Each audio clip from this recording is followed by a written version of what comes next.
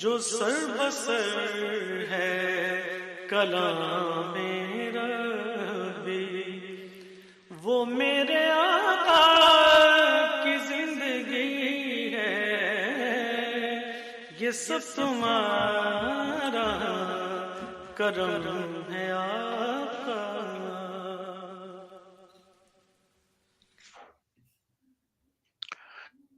Bismillahirrahmanirrahim. Radio Ramadan 87.7 FM program Reflections with your host Zubair Akram and my guest Sheikh Ridwan Muhammad. 7th of Ramadan, Iftar in Glasgow is at 7:55 p.m. And this is our third episode of our conversation discussion with Sheikh Ridwan on this very topic of the effect of wahi, the effect of revelation on civilization, and if we want to call that Islamic civilization. Once we analyze that there is this effect of revelation, and human beings they choose to have revelation with in their lives, and once they inform themselves of revelation, then civilization becomes Islamic civilization. Assalamu alaikum, Sheikh. Wa alaikum salam wa rahmatullahi wa barakatuh.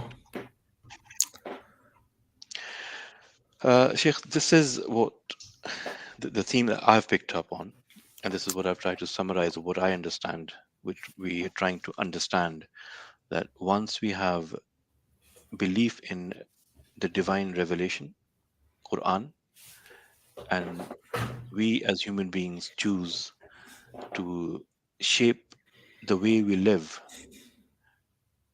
in the light of wahi, revelation, divine guidance, that very way of life becomes civilization, which we call Islamic civilization. Is it a fair statement?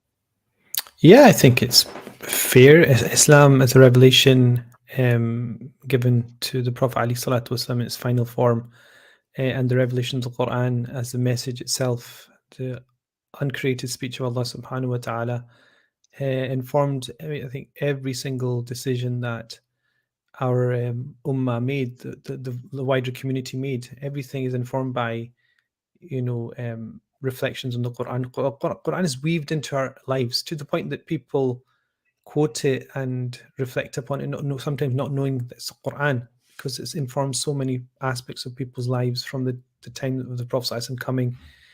It was almost like proverbial. The Quranic text became more than itself, in the sense that it started to go outside the religious realm as well. And so if you look at our great architecture, I mentioned this before, the great literature that we have, the great achievements that we've achieved in the past as an ummah, they've all in some way connected very closely to the religious impulse and also the revelation, the Quran. And all that comes from that simple event, because remember, we're tying it back to the chapter we're doing, which is Surah Iqra. And so all of it, as I said before, ties back to that initial revelation, that small event, which became so cataclysmic for humanity, and so productive for humanity, and so beneficial for humanity. And so it's one of these things that, something that's significant can be imperceptible and unnoticed by all people. So the first revelations of Prophet Muhammad ﷺ was unrecognizable to anybody apart from the Prophet ﷺ. He came and he informed his wife Khadija, who then took him to Waraqa bin Nawfal, and then they went through with the Prophet ﷺ what he had gone through to make him understand exactly what was happening. That was one event, and that event then cascaded into the small group of people who were around him within 3 or 4 years, then turned into about 100 people that emigrated with him, and then became over 100,000 who then attended his farewell pilgrimage, and is now the 1.8 billion on the face of this earth that that hold the Prophet ﷺ in great honor and esteem and respect. So all of that is from one small event. And I think sometimes in life practically because you tied it into civilization, sometimes we underestimate the power of a simple action, a simple act of defiance, a simple word of truth. Because all of the prophets, if you think about it, they were individuals very vulnerable, very weak, but they made historical stances against people and other civilizations, counter civilizations that stood for the values that no human being would want to stand with: oppression, demagoguery, injustice, and hedonism. All these things were part and parcel of civilizations in the past that the prophets came to rectify. This is why the prophetic voice, remember when we talk about the person is like a prophet amongst his community, they're saying something that nobody wants to hear, but they're saying it because it's going to make a difference to people's lives. And they're almost like they're outliers in civilization. They're people on the outskirts, on the fringes, speaking truth to power. That's what they talk about nowadays, I think. Truth to power. But the thing that Islam did is, speaking truth to power nowadays is a big thing. You probably know this. Social activism, social justice activism, for example, is all about, perhaps a lot of people think it's about speaking truth to power. Like in America, the Black Lives Matter movement, for example, is for the people that propose it, speaking truth to power. So seeking the disbandment of the police and redistribution of wealth and restructuring of family units and so on and so forth is part and parcel of the Black Lives Matter movement, for example. But there's also principles to speaking truth to power, which is to look at the ultimate aim, the purpose, the result, which sometimes people miss because it is things ends justify the means. So whatever gets you to what you want is justifiable, whereas Islam is a completely different, I think, has a different take on it. You have to, at every moment in your life, you have to ask yourself, is it proportionate? Is it justifiable? Is it needed? When you're speaking, for example, you always ask yourself the same questions, pass it through. Is it necessary? Is it kind? Is it true? And so Iqra is this inception. There's like this inception of intent from Allah subhanahu wa ta'ala to tell a person that they are going to now convey the message of God to humanity. And we are now going to be the people who are going to be given that as well, because it cascades down to us. Iqra is now going to be something that we have to also do as well. And the interesting about Iqra also is that civilization, as long as you stay within the parameters of rationale and logic and scientific endeavor and truth, generally it goes well. And if you don't, then it doesn't. So Iqra can go, revelation can go wrong. People who read Iqra, Bismi Rabbika alladhi khalaq, and read the Quran and read the Sunnah of the Prophet ﷺ and try and implement it, they can also be people that go completely astray. And they can be people that do things that are against the very spirit of our faith as well. And they're the people that will destroy the legacy of the Prophet ﷺ as well. So that inception, that initial point of revelation can go two ways, actually, because you can have extremism, in which the Prophet ﷺ, warned against and said, "Iyakum wal ghulu," be wary of extremism, be wary of being too over exuberant in your religious practice, because then you go astray. And the interesting, when I was talking about the world and the creation, the universe and the cosmos, it came into being from a singularity, the same thing in inception. And in the same way that revelation can go astray if you misunderstand it, science and analysis of natural phenomena can also go wrong and can be used in evil ways if you misappropriate it. So the Big Bang gave rise to the cosmos, and the cosmos has elements within it that you can use to kill people and destroy civilizations. Like the atom bomb was created, and the people that created it then essentially regretted the fact that they had now misused science. So Islam is like this amazing, the revelation of the Quran through Iqra is, I think, it sets the ground rules for good, healthy civilization, because it tells you that the revelation and the ability to read and reflect are two components that, if you build upon them, you have create a healthy society, a good society. And if you don't, then you essentially become a society which atrophies and fails and ends up imploding, either due to one type of extremism or another. So yeah, Iqra is just it is what it is. It's simple, but it has so much intent, because what else could you use to start the revelation? You know, because it's the most unobvious thing that you could start a revelation with. Because I did say that it's the most unobvious thing, that if you were to ask 100 Iqra. people, how would you start a religious book with for the end of humanity? No one would say read. Because, and especially if you said, okay, to an Arabian prophet who lived at that time, when, you know, the Prophet said, "Innana ummatan ummiyatan la naktubu wa la nahsabu." In a hadith of Sahih Bukhari, the Prophet said that we are unlettered ummah, ummatan ummiyatan. So the Prophet is doing a play on words here as well, because ummah also comes from ummi, which is either not to be able to read, or to be from the ummah of the Arabs, which is ummi. Also can mean a person who comes out of their which is mother, very close to nature, close to fitra. And now the Prophet said that we're an unlettered community. We neither write or read or count. And he was saying the context of Ramadan, about whether the month is 29 or 30 days. But the point is, that would be the first thing. That would be the last thing you would think the first revelation would be: read, especially to an Arab nation which doesn't read, and to a person who doesn't read, it'd be the complete opposite thing. So it ties in. I think we kind of touched on it. It ties into this thing that Iqra is not just to decipher writing; it's also to recite. And so it's in the kind of middle between, a very interesting place where you can actually accept that what you read out from something imprinted within you can also be Iqra.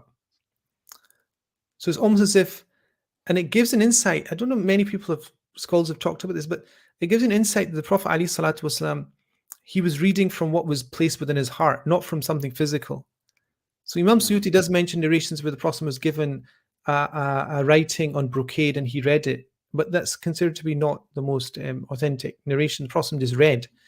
And what we understand is, نزل به الروح الأمين على قلبك, that the Quran says that the trustworthy angel came with it upon your heart.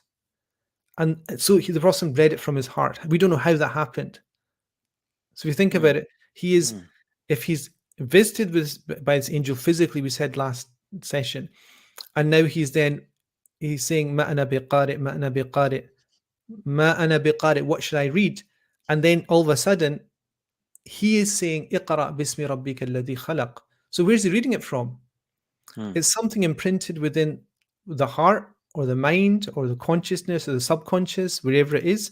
You know, which is interesting because Imam Ghazali talks about the fact that the heart and the intellect and the nafs and the ruh actually have a very shared source. So the Prophet ﷺ was basically inspired with something he could recollect. Like, for example, yourself, if you want to recite a prayer, one of the 5 prayers, you stand and you don't think, oh, I need to check my mushaf or something. You just recite. And it's in Arabic they call it istihdar min al-qalbi. It's just basically to recollect something from the heart. It's like you're reading as the Prophet ﷺ read. So there is this kind of like storage places, a file that you retrieve. Well, yeah, chat, GPT or whatever it is, yes. GPT, yeah. So it's divine.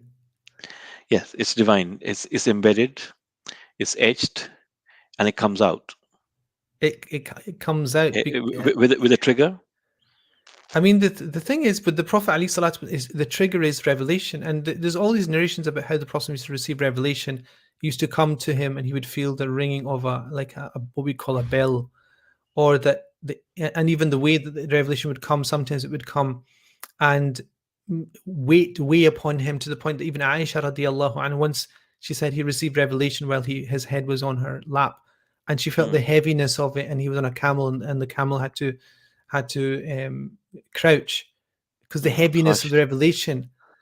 And so there's physical ways that we know this happens, and there's So Sheikh, there is these concepts, right? So what in last 12, 13 minutes, what you've spoken about, if I want to understand, that there is this third dimension, there is this unseen world which is bigger than the seen world, and there is no calibration, there is no there's no measurement, there is no concrete information that one has other than just a belief that it happens. Some pious people in the history, because they have good character, they have experience, and they have this karamat or mujizat, and because of their character, we just believe that this happens.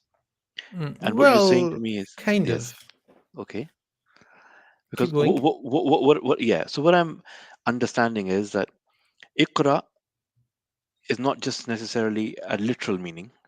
It's not asking an unlettered person, alayhi salatu wasalam, to start reading, which he doesn't know. He hasn't got the skill. He hasn't got the faculty. It's known. But then we are saying that he's asked to read from the heart, from the files that he already has embedded in them in his heart. Well, you say downloaded, not Download. embedded. It's not like you buy a Okay. computer and it has software already there, but the Prophet had the hardware, if you want to use it that way, the capacity. We have Hadith of Ibn Mas'ud that the Prophet was chosen because of his heart. So it must be some hardware, RAM capacity, which was sufficient. If you want to make metaphors, the quality of the heart of the Prophet was the very best quality of heart. His lineage was the very best of lineage.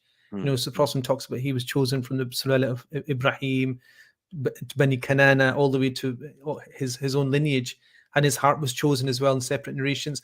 Everything points towards the fact that the Prophet the purity of his lineage as well. No person in his lineage was born out of wedlock. All these things we know, which is like we would say hardware. Software is something downloaded, and it's very similar to what you would say when if you're tying the idea of abrogation and the idea of how the Quran is revealed over 23 years as well. It's very much like the idea of hardware, software, where the hardware is the constituent elements of something that you buy and you have. It's not going to change unless you change some hardware section of it. The software is the update of that. So every year the Prophet ﷺ used to be, if you can use the metaphor in the best way that you can, the Prophet used to revise the Quran with the angel Jibreel. It's almost like that's the update. So the update was, version. Yeah, it was the update that would take into account the theory of abrogation. It would take into account the fact that the Prophet had to contain the revelation, absolutely, because the whole point of revising it was for him to contain it. And even in that is a great wisdom, because even prophets who could have not required that. So what do you think about humans in all their endeavors? If you're doing something, you do need to, at some point tie everything together again at certain points in time, take stock of everything. It's a human need, and that's a sunnah of Allah subhanahu wa ta'ala. In creation as well, Allah doesn't create the heavens and the earth and everything in a moment. He did it in the metaphor is the 7 days were used for the whole process of creation. And that is the way that it happens. And even the 23 years, the updates took 23 years. And so one of that aspect is to make people sure that it was checked and corroborated with the angel Jibreel every year. The other aspect is to teach us that the great things that we achieve in life are not achieved all of a sudden. Like if you're trying to set out to do something, you might watch somebody do something, you think, I would love to do that. Well, you can do it. I mean, it's not, there's nothing that you've seen ever that you cannot do. It's a question of, do you put the steps in place to be able to do it? Like you want to get married to somebody and you want to find the right partner, there's steps that you can do. It just needs more effort sometimes. If you want to create a business empire, you can do it. It just requires steps. So you don't have the business acumen, get somebody on your side that does. If you don't have the investment, get somebody on your side that does. If you have nobody on your side that has investment, you know, pull yourself up by the bootstraps and start to earn. And then, you know, every single thing just requires a plan. And this is why this 23 years is such an interesting thing, because it tells you that Allah could have revealed it, you know, in one session or one instant. But there is a hybrid. There is this parallel approach where on one hand we're saying there are steps, there is a plan, and then there is this unseen. And then there is this thing that we can't see, feel, we have no knowledge of, and the help from the different realm. So that coupled gives you what we have, the birth of civilization through Prophet Sallallahu Alaihi Wasallam. Yes, so that thing of unseen is a good issue, because I think your issue is more about people come and claim prophecy, and that's the unseen, and how do we take their word for it because we see them as being different. But you know, you could have somebody who's a false prophet who does a very good job of being a false prophet. And so in those kind of in those situations, what we understand, Imam Shawli al-Dahlawi mentioned in his Hujjatullah al-Baligha, that people are drawn to individuals and true prophets on account of the fact that when they see them, they see some semblance of the angelic realm, the unseen, that they have a close proximity to the angelic realm, that they have no intent except the service of something greater than themselves, for example. And that's why the people were drawn to the Prophet ﷺ, and even enemies were drawn. Like, you know, like somebody envies somebody, they still are drawn to the person they envy. Like, you might hate somebody and be envious of somebody, but you're still drawn to that person. Like, That's you will why lose. Yeah, but the whole point is you'll lose sleep over the fact that this person has something you don't have. Most people would say, I would like to have something they have. I'll ask them how they got it, and I'll be happy. Most normal human beings would do that. People who are ill will say, that person has something I want to have. I want them not to have it. So that's hasad. And hasad. So, yeah, so the prophets come, and they come with, you know, the Prophet ﷺ said that at the age of around 12, an angel came to him and took out of his heart al-hiqdi wal-hasad. Actually, sorry, two angels came and they extracted from the Prophet's heart al-hiqdi wal-hasad, which is rancor, which is anger against some individuals or other people, and hasad, which is envy. The qualities that, you know, the prophets come with something beneficial for humanity. And we don't just take it on face value that it comes from the unseen. There's also the mu'jiza, which is something that underlines their special calling, their special sending, the fact that they're sent by God, which is, for the Prophet alayhi salatu wasallam, it's the Quran, it's a revelation, which is, you know, something that is fascinating, because we know what we recite now is what he recited. Like, we can say that as a human, not as a Muslim, we can say it as a human academic, we can say that very clearly. Like, there's no academic I know in Islamic studies who in any seriousness doesn't claim exactly what I just said, which is that what we recite is what the Prophet ﷺ read from the time he gained revelation to this time. Nobody, denies it, because every single attempt to test it has been true. Every manuscript, every hidden parchment of lost material that was found, every piece of writing which was wiped off and then, you know, through analysis found to have hidden Arabic writing, was found to be exactly like the Quran that we read now. So it's an anomaly that we have in human civilization, that the revelation of the Prophet is the only one that is actually, you know, protected, recited. And so Iqra is just like this is why it's the bedrock of human Muslim civilization for us. That's why everything is of that nature.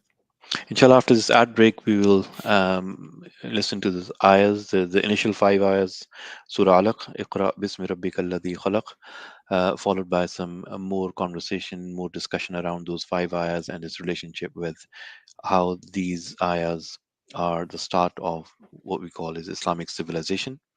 And also, I will like to touch upon this Kasabi and Wahhabi debate or understanding that how much of the Nabuwa or how much of our human effort could be Kasabi and how much is it ordained, preordained, and etched in human psychology. Ad break, and inshallah, we'll be right back.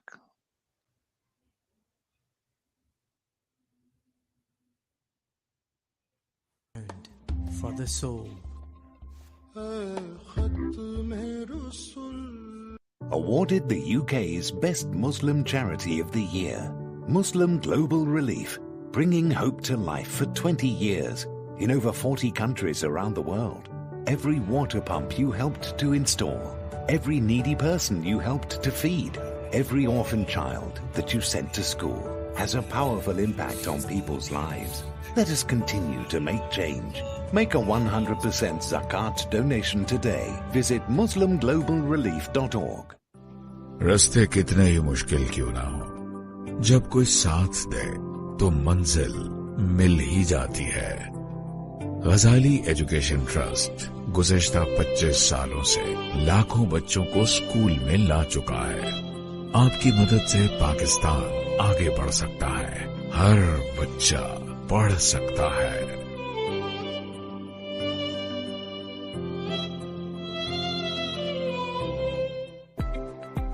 اگر آپ کو یا آپ کے کسی جاننے والے کو ٹائپ 2 شوگر کی تشویش ہوئی ہے یا ٹائپ 2 شوگر کے خطرے سے دوچار ہے تو ہماری team NHS greater Glasgow and Clyde میں آپ کو مزید سیکھنے اور اپنی شوگر کو کنٹرول کرنے میں مدد کر سکتی ہے۔ ہم آپ کو مختلف خدمات کی مدد سے حمایت کر سکتے ہیں اور ضرورت پڑنے پر انٹرپریٹر بھی فراہم کرتے ہیں۔ ہمارے پاس اردو، پنجابی اور عربی میں بھی وسائل موجود ہیں۔ مزید جاننے کے لیے ہماری website www.nhsggc.scot T2 diabetes hub پر جائیں یا ہمارے ہب پر کال کریں 0141-531-8901۔ Radio Ramadan 365 Sound for the soul.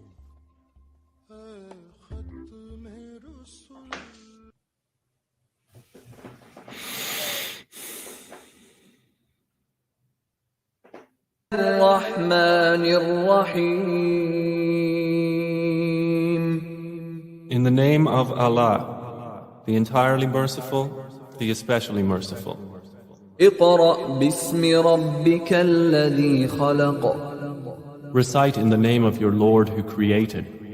خلق الإنسان من علق.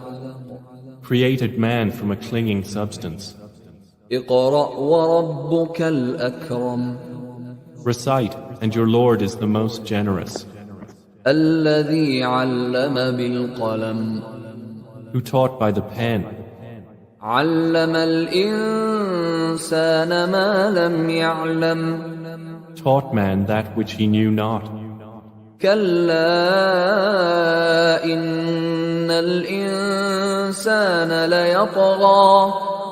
No, but indeed man transgresses. أن رآه استغنى. Because he sees himself self-sufficient. إن إلى ربك الرجعى. Indeed, to your Lord is the return. أرأيت الذي ينهى. Have you seen the one who forbids? عبدا إذا صلى. A servant when he prays. أرأيت إن كان على الهدى. Have you seen if he is upon guidance? أو أمر بالتقوى. Or enjoins righteousness? أرأيت إن كذب وتولى. Have you seen if he denies and turns away? ألم يعلم بأن الله يرى. Does he not know that Allah sees? كلا لئن لم ينته لنسفعا بالناصية. No, if he does not desist, we will surely drag him by the forelock. ناصية كاذبة خاطئة A lying, sinning forelock.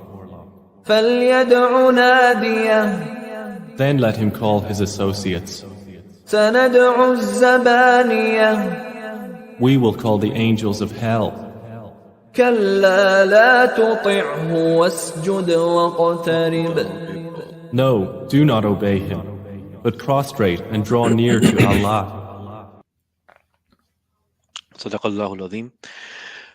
So Sheikh, just before the break, we were talking about how much of an effort is required, how much of a plan is required, and the difference between probably mu'jiza and karama, maybe, yes? And also, if I'm wanting to understand this link between Iqra bismi rabbika alladhi khalaq and the third realm, the third dimension. And the last thing which I mentioned before the break was that in prophethood, how much of it is as a result of the continuous effort of Prophet ﷺ, that he was Sadiq, he was Amin, he was upright, he had lineage that's something to be proud of, and he ﷺ was never involved in anything which is nothing but excellent. Or is it because Allah subhanahu wa ta'ala has chosen him and he was prepared as per his task was going to be at the age of 40? Yeah, so I mean that's kind of like goes back to, we kind of have a discussion nowadays about nature and nurture. So if a person grows up and ends up falling into delinquency, goes into jail, minor misdemeanors, or ends up like a couple of days ago there was a shooting, again another shooting. I mean, I can speak every day, and there's another shooting in America about somebody having a chip on their shoulder, for example, over a school, and then they go in and they kill children essentially, and adults, like people in their 60s and people in their 6 years, 7-year-old. When people speak about that, to what degree were they born just with that vengeful nature, from a very young, from birth, essentially from the fetus? And to what degree was the environment, the nature, the nurture, the experiences that they had a contributing factor, or actually the main factor that they did what they did?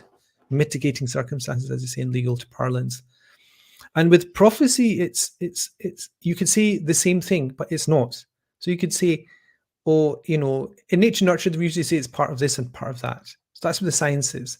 Part of the science is that you're a product of your environment, but your nature is something, you'll see, like my son, and when my mother sees him, she says he's a part of his nature is my father's nature, like certain traits, and some of the things he does are some of the things I do, and it's not something that he's ever seen me do. It's something I used to do when I was a younger child. And so you obviously think that's some kind of natural continuity there, genetic or whatever it is, physical and psychological. But then there's nurture, which is you can actually hone and shape a child based upon how you deal with the child. I mean, the way you deal with the child will live whatever you're living and giving them to experience. But with prophecy, it's not that. Even Imam al-Busiri rahimahullah, in his Burda, he says, Tabarakallah ma wahyun bimuktasibin. Glory be to Allah, how great is God that wahy itself is not something that can be acquired. And also he said that the Prophet ﷺ was not somebody who was desirous of the unseen. So in other words, he didn't seek out, he didn't have a plan in place at the age of 18. I'm a shepherd, now I'm a tradesperson, and now I think these people need a prophet, so I'm going to just go in seclusion, and then at some point I hope to be a prophet that God sent. He had no intention, no conception, no perception of that at all. He just naturally what confuses people is that the Prophet did the things that you would expect a prophet to do prior to prophecy. But that's due to the fact that God created the capacity within the Prophet ﷺ to be the person to be chosen. Mhm. Like somebody who goes through university, gets the education, and then there's a CEO job for a multinational tech company, and that person becomes the CEO of that company. The person didn't know they're going to be the CEO of the company. It just happens that they did what they needed to do to build the capacity to do something good, and then this company saw that this person was a perfect fit. But the difference with the company and this scenario is that Allah, Alimul Ghaibi wa Shahada, He knows everything in existence before it happened. So He was chosen. This is why the main name of the Prophet ﷺ, that is one of the most fascinating ones, is that he's Mustafa. Mustafa comes from Safa, which means purity. Actually, this is an interesting thing. The name Mustafa comes from two aspects, which actually which tie into this discussion. Which is, one is that he is Mustafa, meaning he is pure, like he purified himself. Sallallahu. He was given to Safa, and so when he was like that, Allah chose him. So istifa is also to choose. So it's almost as if Mustafa isn't like in Urdu they say Safai, Saf. Yeah. So that's what I'm saying. So the Prophet was pure, and he excelled in attaining some type of purity and clarity in his own life by himself before prophecy. So he had that nature, he had that capacity which is God given, but at no point was he building a legacy for himself to be the one that was chosen by Allah. That happens at the age of 40. Even though Allah had always chosen him, in other words, the Prophet was always Al-Mustafa, the Prophet was always the Prophet in the knowledge of Allah subhanahu wa ta'ala. He was given the capacity of prophethood, as is related by Imam Tirmidhi in his collection, كنت نبيا وآدم بين الماء والطين أو بين الروح والجسد, that I was a prophet even while Adam was between water and clay, or between his soul and his body. In other words, before time, before space, before place, Allah knew that the Prophet was that. And so revelation specifically is something that is beyond human acquiring. It's something that you cannot, make yourself a candidate for. You can't put yourself into a race to be the prophet. But in a way, is it not true for all human beings? That they are placed in a certain way somewhere to do something, and then they recognize that this is their calling, and then they prepare themselves, and then they upskill themselves or put themselves in a training which makes them fit for the job that they've seen for themselves is their job. Yeah, looking back, yes, but not that's not how it works, because for everyone that did that and told you that this is how I did what I did, like go on YouTube and then you'll have all these inspirational videos about people that struggled and then became this, especially Indian people, they become CEOs of multinationals tech companies. Now, for that one person, do you know how difficult it is to become a civil servant in India? Do you know the examinations that they have to go through to get a civil servant's job, and the amount of people that are after each individual job? This civil servant, I'm talking about mundane civil servant. We're not talking about somebody with a car and a house. We're talking about just a salary from a village. Now, the one person that got there, behind them is going to be about 50,000 people that didn't get there. And so you can't say, oh, you ask the person who got there, which is 1 in 50,000, how did you get there? And you see, all the other people weren't slackers. They weren't people that didn't put the effort in and basically stayed away from their family and ate one meal a day, and all the the wealth of their family was put into feeding them and clothing them and making them just, we say mutafarrigh lil ilm, just sitting and just reading. Your job is just to read and get that job. Because if they get the job, the family is set. The standard of living will be tripled, quadrupled.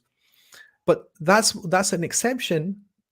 The proof being that on YouTube, they don't show the videos of all those people that fall, who think that they're in that situation. So we can look back and we can say that, but that's a minority of people that excel. Mm. It's because the majority of people, they live in what we call the world of umniya, the world of just wishful thinking. They get the idea and then they fall asleep. Now, It's the execution. It's the action. It's not the idea. It's the idea. It's the execution, and the execution might fail, and the execution might fail, and you'll become a great person because you failed. So even success is not always success. Remember, it's most great things came out of situations where people continually tried and tried and tried. Like Al-Fatih Mehmed, for example, the conquest of Istanbul, for example, Constantinople. It was constant. Each step of his attempt to take the city, he could have just turned back. I mean, it was the point that everyone thought he was mad when he continued to insist that he's going to conquer the city. Like they were going backwards. The opposition, Byzantine Empire and the Venetian mercenaries were laughing because they were thinking that we've won. And even Mehmed's own army actually were trying to overthrow him. So for his fanaticism. For his fanaticism and his one-minded, single-minded madness to do what he wanted to do, and so he didn't just collapse. The experience was the failures. The failures meant that he had to think outside the box. Like, so every time he did something, like he thought outside the box when he built the Romali Hesaro, which is the kind of walls well outside the city to embargo ships coming in. He thought outside the box. No one had thought of that, to put chains across the barrier in that way. And then when he did that, they got to Constantinople. They put the city under siege. It didn't work. And you could just given up, but it forced him to think outside the box. The failure of all those attempts and all these people killed made him think outside the box. And how did he think outside the box? He took ships over a hill. I mean, you can't even think of it now. Even a child, imagine drawing a child drawing ships going over a land. You would think this is what are you doing? He did that overnight. He pushed galley ships over a landmass, which is essentially a hill, and he did it outside the box. And then he laid siege to the city, and it was failing. Even after having done all that, it was just almost impossible. And he insisted, we're going to do it. And so it's all these failures. And I remember that's one success amongst, there's at least 4 campaigns to conquer Constantinople in Muslim history. All failures. Major ones. Yeah. So, Sheikh, sorry, getting back to this point of the third dimension, the other realm, which is what I'm after. Okay, Prophet ﷺ is not Kasabi, is Wahhabi. It's definitely the chosen person by Allah subhanahu wa ta'ala. But then there are claims of people that they see this and they do this, and if you do this, this will happen. Which is something that sometimes you accept, and So somebody says they do something and it happens. So somebody says, I will do this, and it happens. The difference between, in classical terms, karamat and mujiza. I just want to understand in this, like this. So yeah, the karam mu'jiza. Look, mu'jiza is simple. It's what is done at the hands of a prophet, messenger, with complete understanding of what they're doing. Usually with a challenge for the opponent to produce the like of it, or to unfold what the person's done. So the Prophet, simplest one, the Quran states in the Quranic text itself that there's a claim that is from God, and then the challenge is in kuntum fi raybin mimma nazzalna ala abdina fa'tu bi suratin min mithlihi. If you have any doubt about what we've revealed to our prophet, then bring the like of it. That's a challenge. So that it claims that, and then that's it. So that's mu'jiza. Prophets do that, and prophets are chosen by God. Now, normal people in Sunni, belief, we believe that normal human beings can also do things that are outside the realm of natural law in some way. And this is why Imam Laqani says, وَنُثْبِتُ لِلْأَوْلِيَا الْكَرَامَ وَمَنْ نَفَاهُ فَانْبِذَ الْكَلَامَ. You know, and we establish, or you should establish, the aspect of miraculous actions for the awliya, the people that are close to Allah. And whoever rejects it, you should take no heed of their words, because it's something established in the Quran. It's established. Maryam, considered by majority of scholars not to be a prophet, had miraculous events take place at her hands.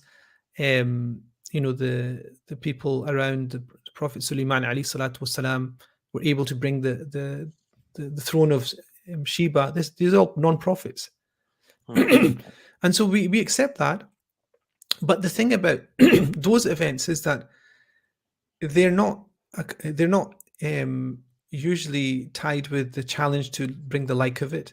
And also there's no reason to accept or reject. Nothing's built upon you accepting or rejecting somebody's claim that they did something outside the laws of nature, because there's many ways that you can do things that appear to be miraculous when they're not. Sleight of hand, you know, it's a very famous way of doing that. And just the feat of dexterity, human body is very dexterous and is able to do things that appear to be something when they're not. So there's different ways. I mean, the people that claim it, you basically weigh in the scale of your faith. That's it.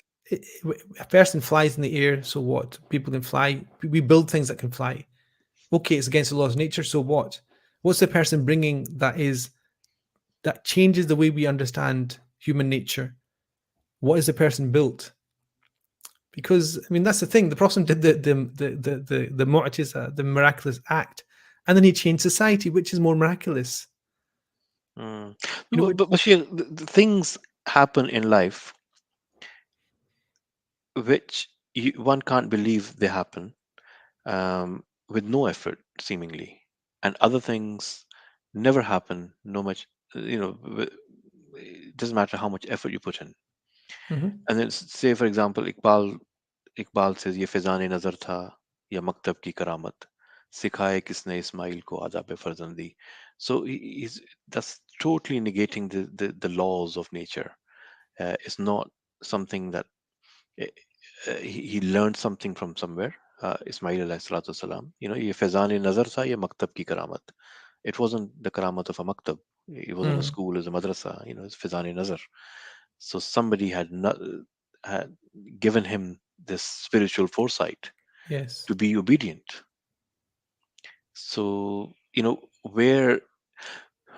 what I'm asking is, in this thing today, I take it from you that it is Iqra has this dimension, more of this dimension rather than anything else.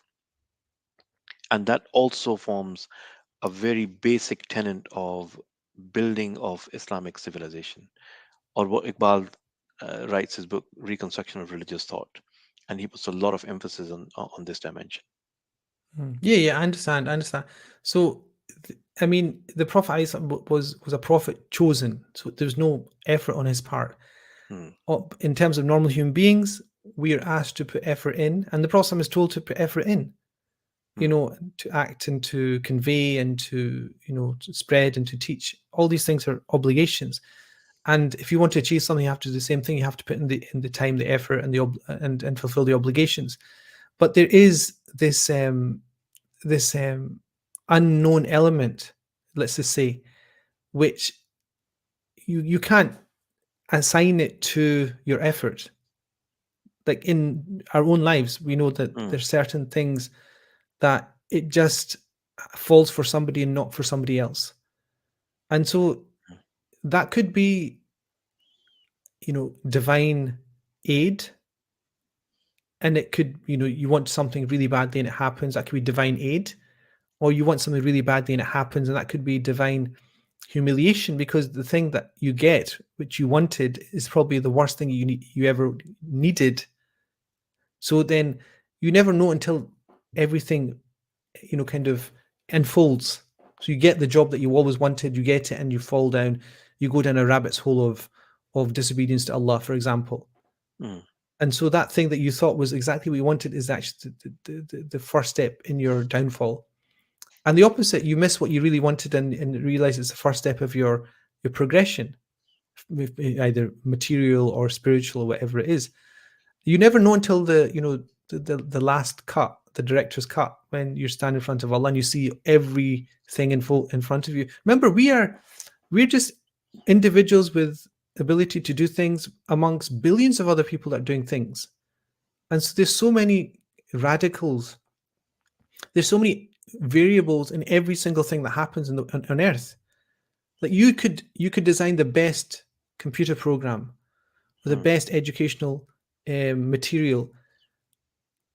There's 6 billion other people that could be doing something slightly better than you, that get it to market faster than you, or have a partner better than yours, has more insight into specific application.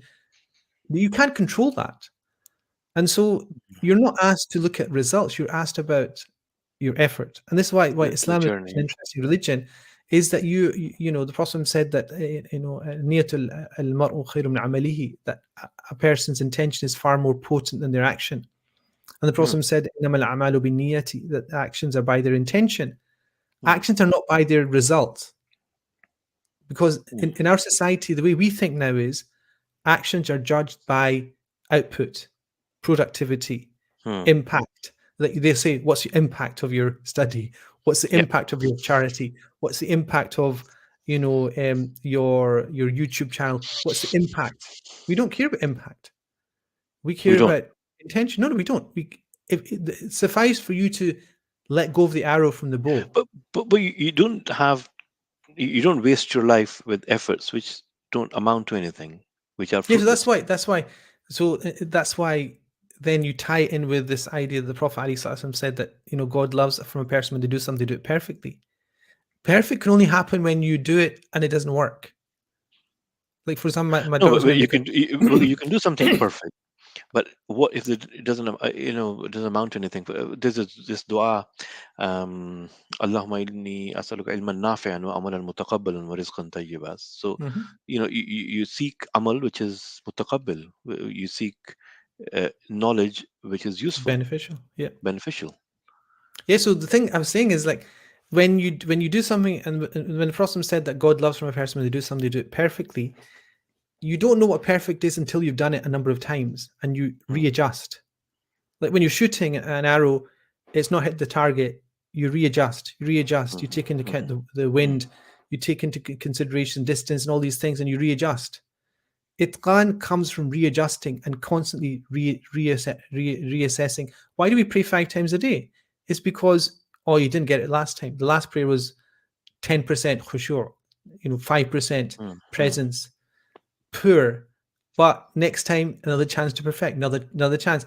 5 times every day until you go into your grave means that's a difficult thing to perfect.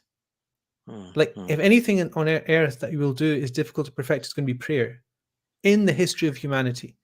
Because few moments to the end of this episode today with Sheikh Rizwan.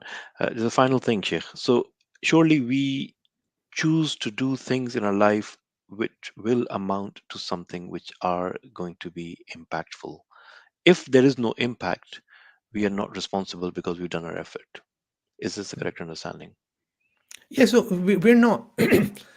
So look, like, because we're talking about Surah Iqra, let's just talk about Revelation then. Like the Prophet ﷺ, the Prophet is told, بَلِّغْ مَا أُنزِلَ إِلَيْكَ مِنْ رَبِّكَ فَإِنْ لَمْ تَفْعَلْ فَمَا بَلَّغْتَ رِسَالَتَهُ. O Messenger of God, convey what you have been ordered from your Lord. If you don't do it, you have not conveyed the message. In other words, your idea is to convey. But the Quran also says, إِنَّ عَلَيْكَ إِلَّا الْبَلَاغِ. Your only task is to convey, not to get people to accept, which is the impact.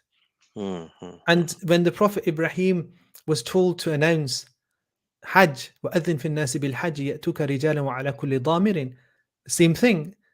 And he was told, announce the Hajj to people, that they come to you on every lean camel from every valley, and the verses go on.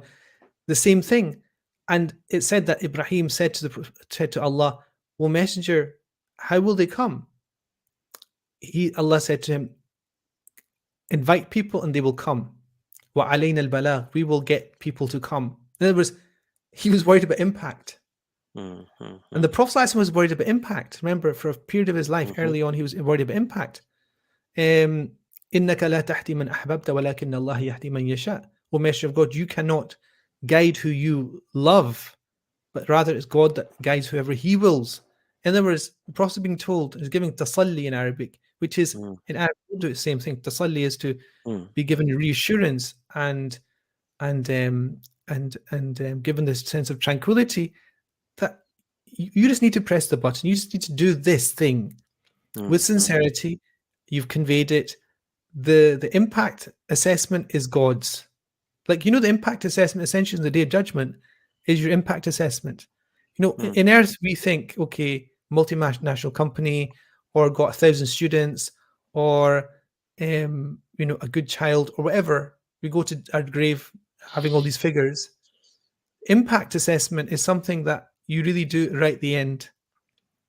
And subhanAllah, Iqra, for me, is like this situation where your impact assessment is going to be given to you on the Day of Judgment, which is your whole Iqra kitabaka, read your book, impact assessment.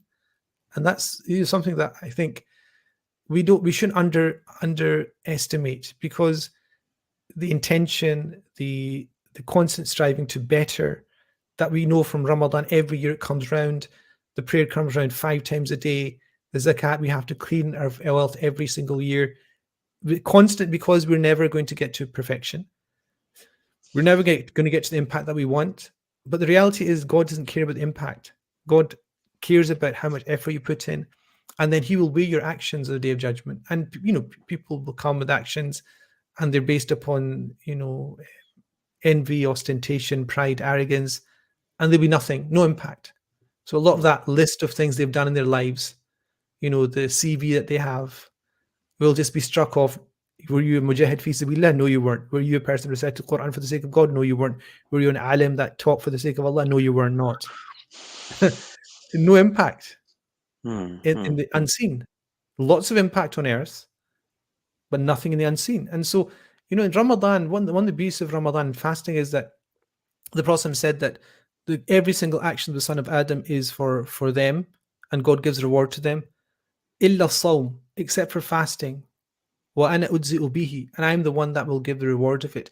The interesting about that hadith is, it doesn't really make sense. I mean, if you think about it, that God says that every action is for the son of Adam, they get reward.